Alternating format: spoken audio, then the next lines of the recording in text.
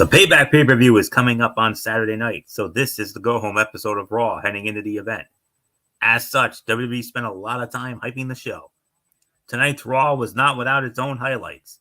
Becky Lynch's feud with Trish Stratus continued when she took on Zoe Stark in a Falls Count Anywhere match. Big Bronson Reed took on Tommaso Ciampa, and Chad Gable battled Ludwig Kaiser. We also saw the New Day take on the Viking Raiders in a match that reignited their previous feud.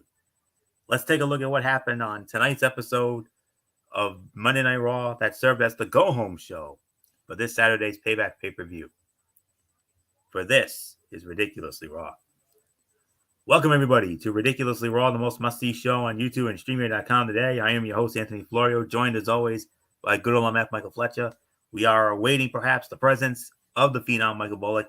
If he comes in, we'll catch him up on what he missed. If not, then we will hopefully have him back with us Wednesday night for Wednesday Night Madness. Monday Night Raw, the go-home show for the Payback pay-per-view, live in from the FedEx Forum in Memphis, Tennessee, the home of the NBA's Memphis Grizzlies. And you're not going to believe how this show started here tonight. We know what this show has always been capable of starting out with all these years. Usually elongated windbag promo segments. Nope. We actually started with a match. That's right, you heard me, a match. Hard to believe. As it was one half of the undisputed tag team champions, Sami Zayn squaring off against the Judgment Day's Damian Priest. Damian Priest wins the match, 11 minutes and 40 seconds. Well, so many of Judgment Day's matches involved the other members of the group, so it was a nice change of pace to have Priest riding solo for this bout. Unfortunately for Sami Zayn, JD McDonough interfered and cost him the match. The Archer of Infamy was unhappy about it and shoved McDonough after the match. This allowed Kevin Owens and Sami Zayn to take him out while Priest left him to his own devices. This was a good match that left room for a follow-up down the line. The tag title bout at Payback with Judgment Day is going to be a lot of fun. It was a little weird that Kevin Owens and the rest of Judgment Day weren't at ringside, but that was good because it meant there was no interference. And Sami's springboard moonsault is a thing of beauty. This was about 3.25 stars. And yes, it has been announced that this Saturday night, as part of the Payback pay-per-view, it will be Sami Zayn and Kevin Owens defending the undisputed WWE Tag Team Championship against Finn Balor and Damian Priest of the Judgment Day in a Steel City street fight. Whoa. Okay. So we're definitely going to have some thoughts on that in just a moment. Because Sami and KO, they're sick of the Judgment Day, and I don't think you can find a better way to put an end to this feud than having it confined in a Steel City street fight. So there isn't much more to say on this. 3.25 stars for this opener. So not much more to say here. MF, Damian Priest defeating Sami Zayn, 11 minutes and 40 seconds. And on top of that, Sami and KO, a title defense against Finn Balor and Damian Priest this Saturday at Payback. Steel City street fight rules. Yeah, this is going to be very interesting to watch. Very interesting to see. We're going to have to wait and see how it plays out. But 3.25, 3.5 stars, definitely the correct rating. A solid opener for the show, and yeah, it was a good fight. It was enjoyable. You had the good action back and forth, and I actually like the fact that nobody got involved because JD McDonough and Sami Zayn, if you give them the proper time and the proper opportunity, they're really two good workers. So I'm glad that they didn't have the overbook finish for the most part. Now, what's that going to mean down the line? Well, we'll wait and see. But at the end of the day, I thought they did a really good job with it. So nothing more to say. Anthony, it's yours. All right, MF, and I will set you up for the next bout here. A lot of All right, then we had a promo segment. The Miz came out dressed up like LA Knight, did the LA Knight impression, and that was pretty much all there was to say on that. So we're not really gonna, but I will say this though. Once the crowd started getting into it, the A-lister took off the outfit and started ranting about how the crowd will cheer for anything and how anyone can pander. So, nothing really to speak of there. But I will say, but there is one thing though. The Miz's impression of LA Knight was perfect and spot on. No notes. I mean, if you close your eyes, MF, if you close your eyes, you thought it was the real LA Knight in there. Yeah. Look, he did good.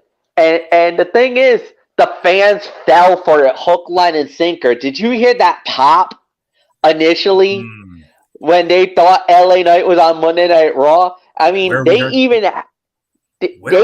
Wade. Yeah, they had Wade Barrett. He fell for it too.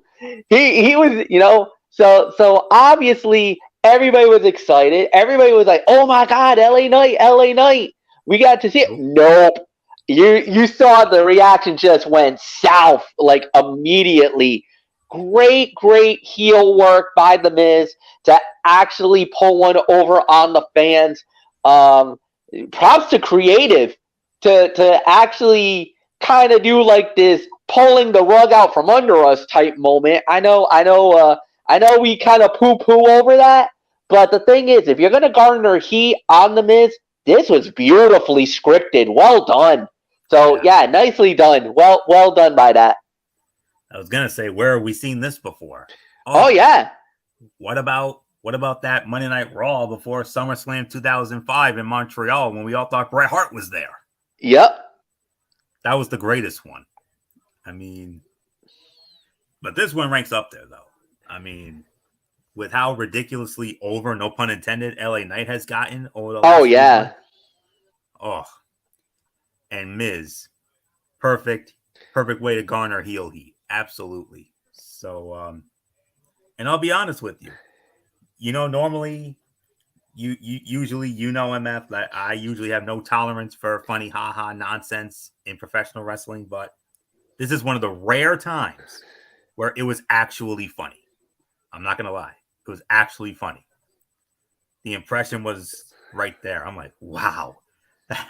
And the way he was doing the yeah was just, it just got me so good. So, under sleeper segment of the night, I'll be honest with you, sleeper segment of the night. So with that, we move on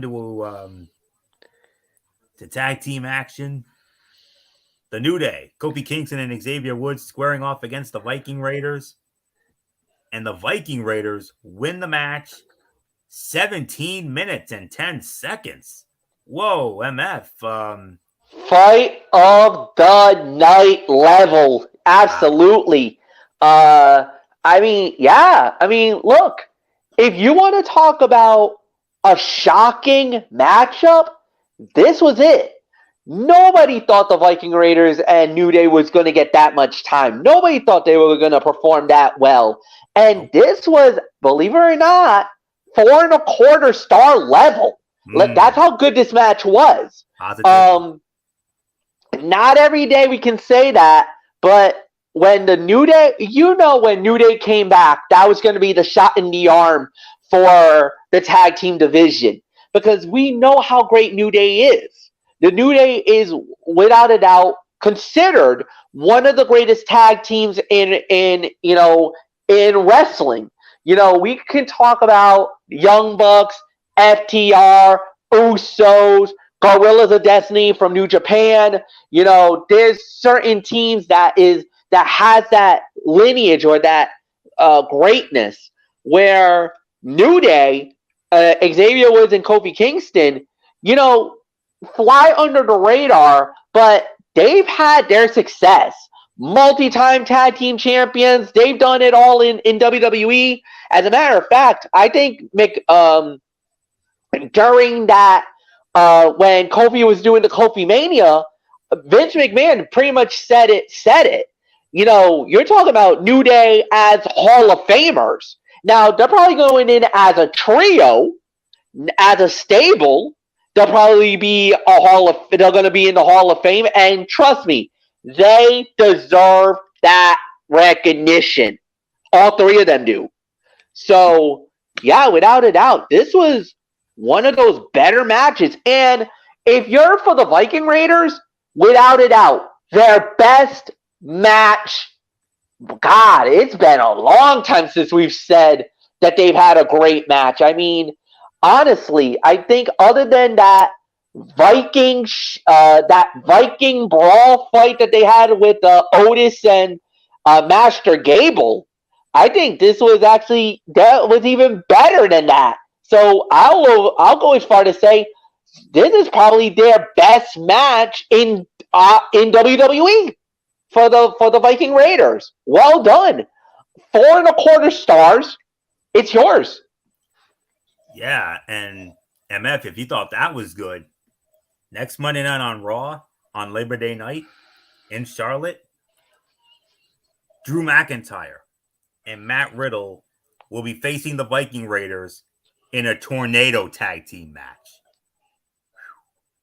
How about that?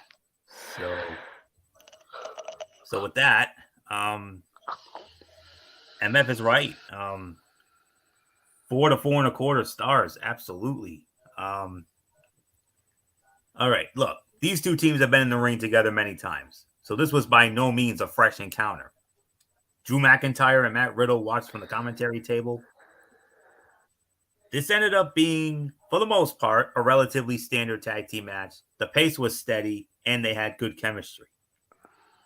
The match devolved into mayhem at ringside when McIntyre and Riddle got involved, and this led to Eric and Ivar hitting Ragnarok for the win. Xavier Woods and Kofi Kingston both wore armbands that say Bray. Woods hit a nice dive out of the ring onto both Vikings, and the way McIntyre hit Woods in the face with that office chair, nuts. That was nuts. So you could certainly make an argument for Fight of the Night honors here. 4 to 4.25 stars. Very good match. Sleeper fight of the night here, no question. So, all right, let's see. Next up, let me see. All right. Then they showed before the next match. They re-aired that beautifully done tribute video for Bray Wyatt. I mean, oh man, if that didn't get to you, I don't know what does, man. I mean, that's the one constant in WWE, their outstanding production team. And the way they put these video packages together, whether it's video packages leading up to certain matches on pay-per-view, and especially tribute videos. I mean, the one they did for Bray Wyatt that aired Friday night, that re-aired tonight, a thing of beauty. So, while we, and then from there, Gunther, we had Imperium come out because Ludwig Kaiser was in action against Chad Gable. But before that, Gunther, the Intercontinental Heavyweight Champion, cuts a promo, and during that promo, he made the announcement, because we all remember Chad Gable defeated Gunther via a countout last week. And because he won by countout, that all but guarantees he gets a rematch. Well, Master Gable's getting his rematch. And it's going to happen next Monday night on Raw in Charlotte on Labor Day night. So, and we'll get to that in just a moment. But let's get into the aforementioned match. Chad Gable squaring off against Ludwig Kaiser. And Chad Gable wins the match via disqualification in an even 18 minutes. What's with these long times tonight? This is great. I mean, the tag match got 17-10. This got an even 18. I wonder why that's happening. Can't quite put my finger on that. But but who cares? It's awesome. So you can make an argument for this to be fight of the night as well. This is not the first time these two locked horns, but it was definitely their best encounter. Everything they did looked as smooth as can be. This match lasted 2 full segments, so they had more than enough time to make this one of the best performances of the night. Unfortunately, the match ended due to interference and led to a bigger brawl with Otis and Giovanni Vinci. WWE played the Bray Wyatt tribute video before this match. It is such a beautifully done video package. The way Chad Gable took Ludwig Kaiser down at the start of the bout looked so smooth. Kaiser hit a nice running uppercut that was reminiscent of Cesaro/Claudio Castagnoli, and Chad Gable's mouth was bleeding a bit after the commercial break. I was leaning. It was about a 4.25 star match, but I'm going to bump it down a smidge to 4. But it is definitely another one of the fights of the night here, because of the Vinci interference. But I do kind of understand the grand scheme of things, why they did it.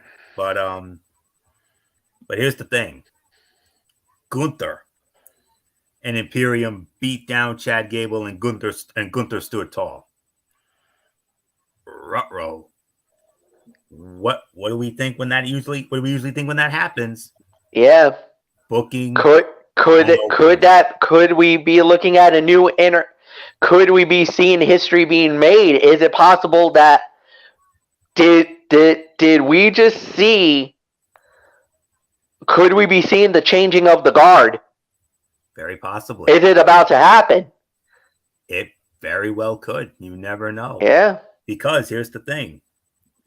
When we get to Raw next Monday night, this is going to be maybe the most high-stakes championship match since that tag team championship match with that undisputed tag championship match on SmackDown. I believe it was last November with the Usos and the New Day. Because remember, the Usos were on the verge of breaking the New Day's record for longest tag team championship reign in history. The Usos went over, and they now have the longest tag team championship run of all time at 622 days. I highly doubt that's going to be broken, but you never know. It's going to take a team a lot just as special as them to overcome that. But Gunther, when we get to Raw next Monday night, his title reign will stand at 451 days. The record is 454. Oh, boy. Happy Labor Day, friends. Gunther would have to win, or would have to find a way to successfully defend that title, or else, wow. If he comes 3 days short of that record, oh my God. It could. It could. You never know. And yep. He stood tall tonight. So booking 101 could rear its ugly head here. It's very possible. But nonetheless, excellent match. 4 stars. Down from 4.25 because of the DQ finish. Because the match was just getting so good, and then Vinci had to ruin it. Ugh. But other than that, damn good match. So it's a 4-star, another 4-star bout. There isn't much more for me to add on to this except MF. 18 minutes for a DQ finish because of Vinci. And as we just stated, next week, high stakes championship match. Gunther versus Gable. Gable wins, obviously. He wins the title. The run is over. Gunther wins. It's guaranteed he will do the unthinkable. And that is break Honky's record that has stood for 35 years.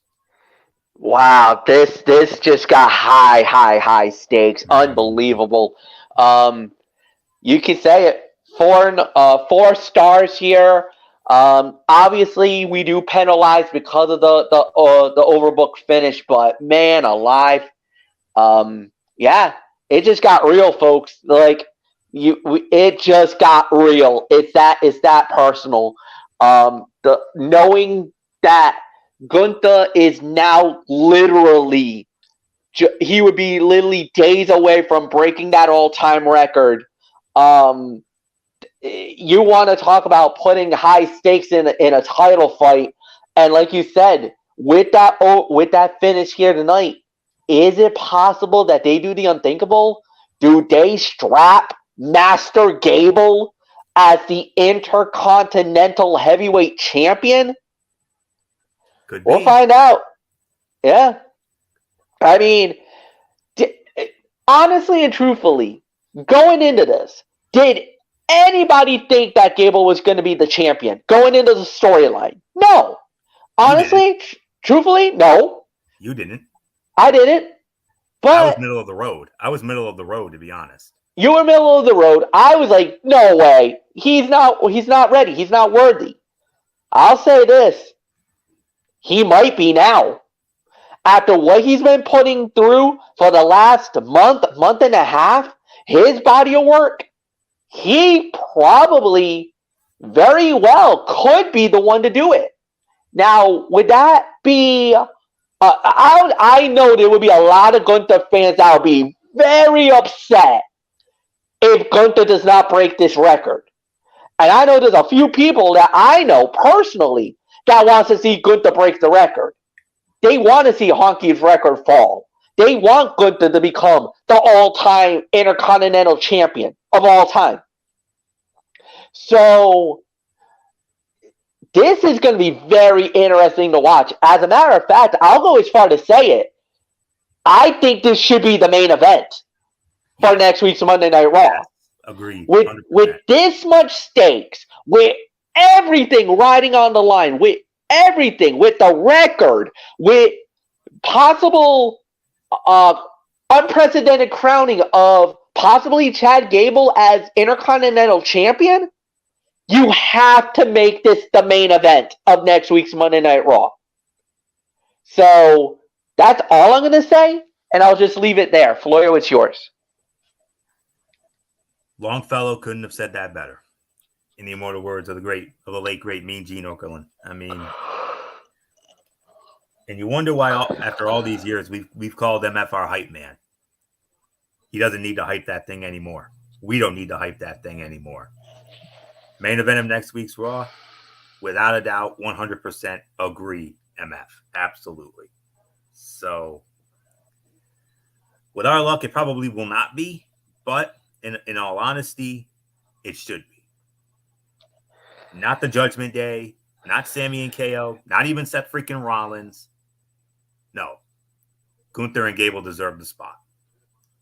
But, my God, what a match that's going to be next week. Oh, you want to talk about capping off your Labor Day weekend? I don't know if I can think of any better way to do it than that. Man. But nonetheless, let's continue on here. Then we had another great promo segment. We had the World Heavyweight Champion, of course, that being Seth freaking Rollins. And he cuts a promo on Shinsuke Nakamura, and then it was interrupted by a video package of Shinsuke Nakamura training for their for the upcoming World Heavyweight Championship match this Saturday night as part of Payback. And Seth Rollins was like, a video package? That's it? And then there was something he said that made me think of MF immediately. He said, where's the Shinsuke Nakamura that headlined the Tokyo Dome? Nobody. Oh, Seth, you don't want that. You don't want that, Seth.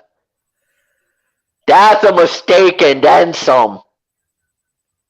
You know that better than anybody. I know that better than anybody. You don't want that, Seth. MF, you don't want that, Nakamura. He'll straight up kill you if he does that.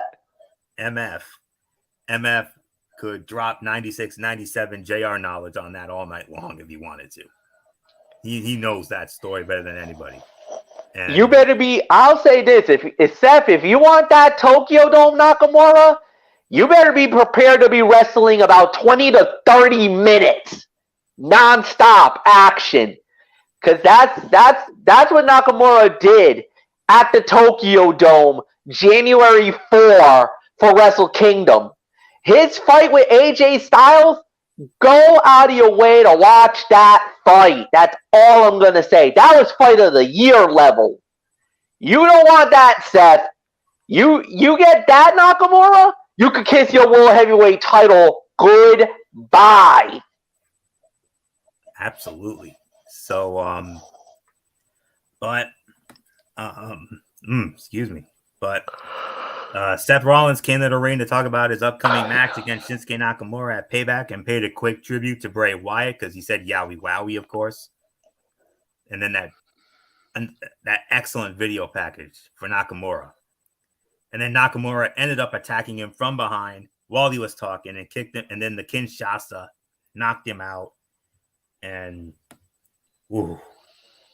wow, this was great. That was an incredible segment. I mean, what can I say? I mean, very well done, just to say the very least. And well, I think I've said it. I think we've said what needed to be said about it. So, what a match it's going to be. So, we'll talk about that Friday night on a very special edition of the Cerebral Smack Talk, a special two-parter, and we'll get into that in just a little at the end of the show. We'll promote that, but we continue on now to our next matchup, and this is an MF special because this was a Be a Man fight here, as it was Big Bronson Reed squaring off against Tommaso Ciampa, and it was Tommaso Ciampa winning the match 4 minutes and 16 seconds. Yeah, okay. Pretty much the only meh fight of the night here. Bronson Reed is great at working with smaller competitors, and Tommaso Ciampa is great at working with just about anybody. So they managed to make this a fun encounter with the time they were given. The ending is where things fell apart. Ciampa tried to use a crucifix, but was unable to keep his body around Reed. So when they went down for the pin, it did not look good at all. I'll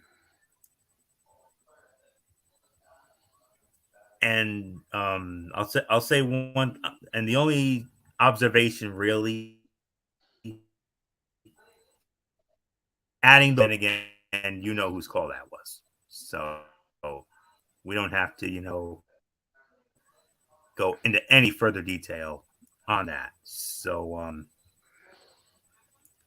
just bear with me for a moment here. All right. So 1.5 to 2. That's pretty much all we can do. So and it was by default the worst fight of the night. So so there isn't much more to say on that. Then we had another in-ring segment. The women's world champion, Rhea Ripley. Dominic Mysterio in her corner, as always. She cut a promo on Raquel Rodriguez, and then Raquel Rodriguez showed up, and then they had a brawl, and then they brawled, and I believe it was Raquel. Well, actually, it was Rhea Ripley. Rhea and Dom were out after a break to give a promo, but it turned into a fight with Raquel Rodriguez that ended with Rhea Ripley and Dominic Mysterio retreating. So there isn't much more to say on that. And then they also paid the video package, the video tribute to Terry Funk. And, of course, also on this show tonight, they also paid respects, of course, to yet another legend who passed away just yesterday. That, of course, being Bob Barker, the legendary host of The Price is Right, and a man who hosted that show for 35 years, and of course,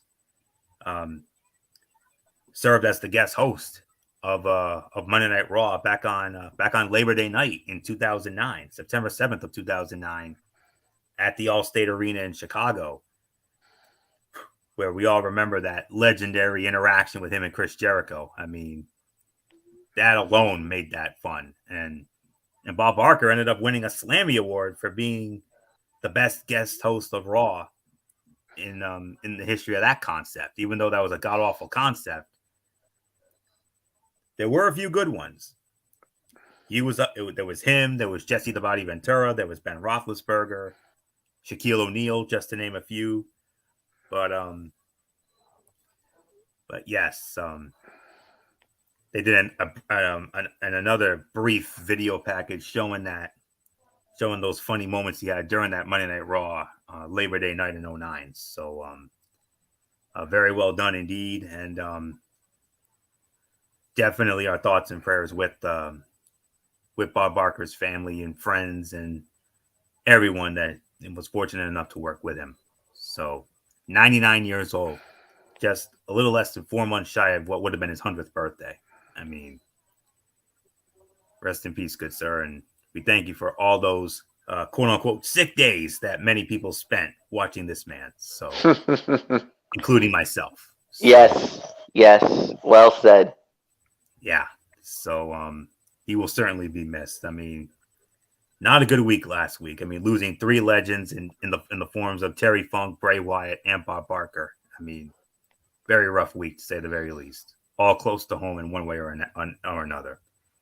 But nonetheless, we move on to they did announce 2 matches for next Monday Night's Raw, which will serve as the fallout from Payback. And we start the road to the next pay-per-view, Fastlane, which will be taking place on Columbus Day weekend. And that will be on Saturday night, October the 7th, from Indianapolis, the Bankers Life Fieldhouse, the home of the Pacers. And we'll start the road to that next week. And 2 big main events, of course. We know we got that Tornado Tag Team match with Drew McIntyre and Matt Riddle going up against the Viking Raiders. And then, of course, the big one, the match that MF and I strongly feel should be the main event of next Monday's show. Gunther versus Chad Gable, Intercontinental Heavyweight Championship. Does Gunther make history? Does he do the unthinkable? Does he break Honky's record? Or will he come up just short? Only time will tell. Main event of the evening, Falls Count Anywhere match. The man, Becky Lynch, squaring off against Zoe Stark. Trish Stratus, of course, in the corner of Zoe Stark. And the winner of the match, in an even 16 minutes, the man, Becky Lynch, manhandle slam through the table all around the arena here. So I'll say this. It took only a couple of minutes for Trish to make her presence felt by hitting the man with a kendo stick. She continued to get involved, and when Becky had finally had enough, she chased the Hall of Famer down and beat her with the kendo stick until she ran to the back. Zoe Stark and Becky Lynch have not only developed great chemistry as opponents, but they are both talented performers in their own right. Even though the Trish stuff was a bit much at times, this ended up being an engaging and entertaining match in a feud that has probably run its course for most fans. After a few table spots, the man picked up the victory by hitting the manhandle slam off some production crates through a table. There was an awkward landing when Becky Lynch hit Zoe Stark with a crossbody from the middle turnbuckle to the floor. Zoe Stark almost hit her head on the barricade on the way down, but ended up being fine. Zoe's springboard dropkick always looks so good. Trish tried to throw a chair into the ring and ended up hitting Stark completely by mistake. Stark was fine and shook it off, but it was a funny moment. And then Lynch started crying at the end as she tapped at her armband with Bray's name. So 3.5 to 3 3/4 of a star. Another excellent match on a night where we had plenty of quality matches here tonight. So no surprise Becky got the win here. You want to give her the momentum going into the big steel cage match with Trish this Saturday night at Payback, which we'll preview on Friday night. So not much more here. 3.5, 3 3/4 of a star. MF, Becky Lynch gets the best of Zoe Stark. Falls Count Anywhere in Memphis. Big momentum boosting win for Becky going into her big steel cage showdown with Trish Saturday night. Yeah, and it is a 3.5-star match. This was an excellent main event. Solid battle from beginning to end, and no shade. I mean, this was excellent for what it was worth and everything that went down. I thought they did an incredible job. Yeah, really nothing more to add here. So, yeah, it's Anthony, it's yours. All right, MF. Your overall thoughts on this go home to payback edition of Raw? And I can honestly say one of the best go home shows they've done in how long? You know what? I think they listen to you. Remember how you were saying, "Oh, WWE, this is how you do a go home show, how you kind of rubbed it in the face in them after AEW did theirs to set up for All In." I think WWE heard that. They're like, "Okay, watch this." They gave us so much wrestling this time around. They basically told you, you wanted a go home show. This is a go home show. Now what? They basically threw it right at your face, Anthony Florio. Your show, Monday Night Raw, and they basically made you believe what this show is all about. Yes, go home show, well done. But it's not only that, it's the night after. It's gonna be what happened on that Monday Night Raw. That is gonna be a telling event. They did a great thing for the go home show, but for Saturday, but Monday, Charlotte, Queen Cities, get ready, man. This could be even bigger than the show on Saturday. I can't believe I'm saying that, but I think this Raw is gonna overshadow this upcoming event on next Monday night because of what we already got. So no, they did a really good job with it, man. This was excellent. You could even go as far as call it maybe the Raw of the year. This was 8.5 to 9. I don't think there was anything really relatively bad about this show. Anthony, it's yours. I am very encouraged to hear that, MF. And yeah, absolutely. So, final word. Well, this, yeah, MF absolutely nailed it. I mean, let me just get this out of my way here. All right.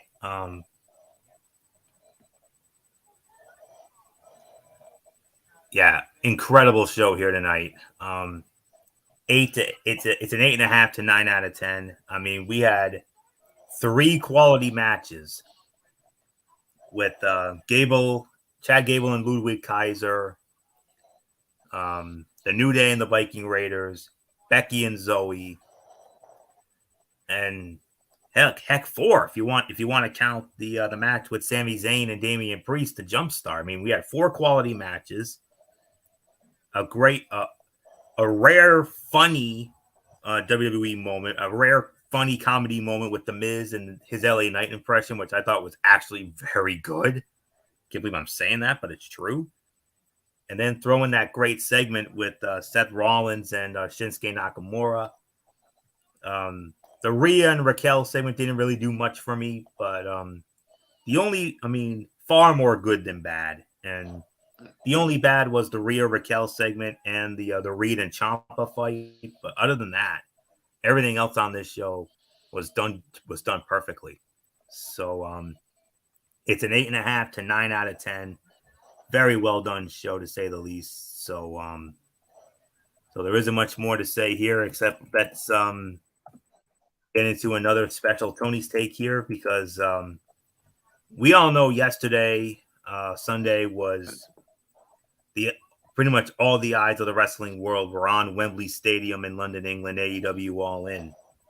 But believe it or not, we had another event that actually went down yesterday.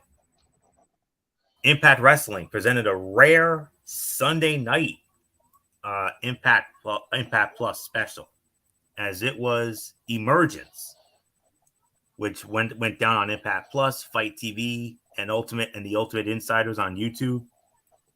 It took place from the Rebel Entertainment Complex in Toronto, Ontario, Canada.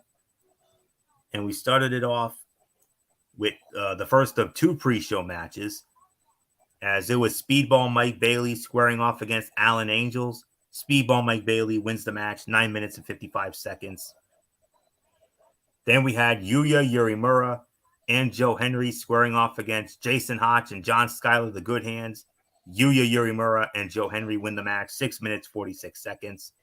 Move on to the main card, starting with a no disqualification match. Diener squaring off against Eric Young. Eric Young wins the match, 13 minutes, 12 seconds. Then we had a four-way match for the Impact Knockouts Tag Team Championships. The champions, MK Ultra, Killer Kelly, and Masha Slamovich, defending the titles against the Death Dolls, Courtney Rush and Jessica, Jody Threat, and Kylan King. Jody Threat stepping in for an injured Taylor Wilde, and the Sean Entourage, Giselle Shaw and Savannah Evans. Winners of the match, 9 minutes and 7 seconds, and still the Knockouts Tag Team Champions, MK Ultra, Killer Kelly, Masha Slamovich. Kenny King defending the Impact Digital Media Championship against Johnny Swinger. Kenny King successfully defends the title, 7 minutes and 12 seconds. Then we had a match for the Impact World Tag Team Championship. The champions, Subculture, Mark Andrews and Flash Morgan Webster, defending the titles against the Rascals, Trey Miguel and Zachary Wentz. Winners of the match in 18 minutes and 3 seconds. Sorry, MF. New Impact World Tag Team Champions, Trey Miguel, Zachary Wentz. They win the titles. The reign of Subculture ends here. But MF, you'll always have that moment when you took the chance on them boys and they proved you right when they won the titles. So unfortunately, their run ends here. The Rascals, Trey Miguel and Zachary Wentz, the new champions. Next up, we had Frankie Kazarian squaring off against Eddie Edwards in what was called a back-to-school match that took place in Killer Kowalski's training school. And Eddie Edwards won the match, 4 minutes and 36 seconds. IWGP World Heavyweight Champion Sonata went up against Jake Something. Sonata won the match, 13 minutes and 13 seconds. 8-man tag team matchup. The Time Machine, World Heavyweight Champion Alex Shelley, Chris Sabin, Kushida, and the Walking Weapon Josh Alexander. They went up against the team of Bully Ray, Brian Myers, X Division Champion Leo Rush, and Moose. And the heel team winning the match, 22 minutes and 46 seconds. And then the main event of the evening for the Knockouts Championship, the return match from Slammiversary, Trinity defending the title against the virtuosa Deonna Purrazzo. Winner of the match, 15 minutes and 44 seconds, and still the Knockouts champion. It is Trinity, winning the match via submission. So that concludes the Emergence event, and the next event, which will be another Impact Plus special, which will take place on Friday night, September the 8th, Victory Road.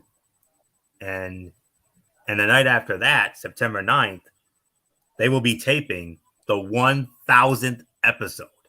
You heard me right. The 1,000th episode of Impact Wrestling. Wow. That's awesome. I mean, who would have thought an Impact Wrestling series would last 1,000 episodes, and the Impact Wrestling main show will be celebrating 1,000 episodes. That's just awesome. So that's all there is really for me to say on that. So we'll be back to the normal Tony's Take next week, but for right now, that will put the bow on this edition of Ridiculously Raw. I want to thank you all so very much for tuning in, as always. MF, same time for our shows this week, as always, I'm sure? Yes. Okay. Busy week, so write it all down so you don't miss it. We will next be with you Wednesday night, 10:30 over on MF's channel, Brace Fair 95, for another edition of Wednesday Night Madness, where we will review NXT and AEW Dynamite not only is that the fallout from All In, but it's also going to be the go home show for All Out. So we'll get into that on Wednesday night. And then Thursday night, the season premiere of TXN Sports World College Football Thursday. All of the top 25 games for week 1, headlined by a Sunday night matchup between LSU and Florida State.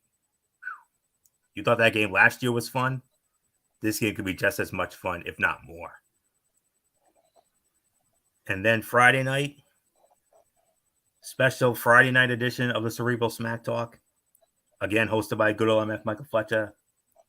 That's also going to be 10:30. Thursday, it's 10:30. Friday is 10:30 as well. MF will have it, as it will be our review. It'll be our review of Friday Night SmackDown and our preview of the WWE Payback pay-per-view. And then Saturday night, 10:30, also hosted by MF. It will be the Saturday night show, which will be our review of it. It'll be our review of the Payback pay-per-view, AEW Collision, and our preview of AEW All Out. And then next Monday night, we do it all again. So that's it. So until Wednesday night, for Wednesday Night Madness over on MF's channel, Raceway 95, Anthony Florio here for good old MF Michael Fletcher. And in spirit, the Phenom Michael Bullock, and of course, always and forever, the First Lady Dee Dee Woodson. You know the routine, everybody. Thumbs up. Talk to you later. Yeah, throw it up Fortune 4 style. Bye for now, my friends. God bless. Be good to each other. Have a blessed couple of days. And until Wednesday night for Wednesday Night Madness, you've been watching Ridiculously Raw right here on the Zone 25 on YouTube and StreamYard.com. And remember, my friends, no matter what anyone tells you beyond anything else, wrestling is indeed actually real. For everybody who has been a part of this one. For now, Anthony Florio. So long. And bye, everybody. Bye.